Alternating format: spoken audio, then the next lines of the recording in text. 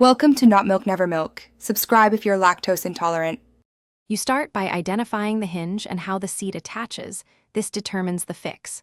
Once done, loosen the retaining nut on one side, but do not fully remove it. This preserves alignment. Use an adjustable wrench or 7/16 socket and a screwdriver to hold the bolt from above. The towel prevents chips and protects porcelain.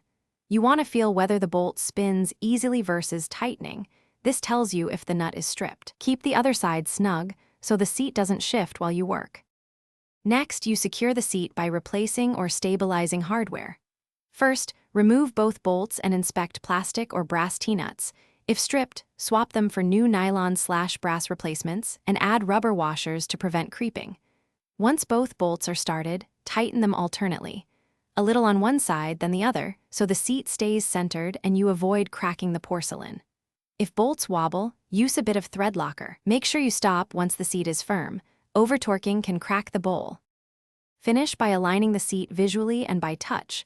Close the lid to confirm even gaps front to back. Tighten the bolts in small increments, ensuring the seat doesn't shift. If the hinge has micro-adjustments, use them to center. Test by applying downward pressure in several spots. If wobble persists, you either add thin rubber shims under the hinge or replace the entire hinge assembly. This often solves wear.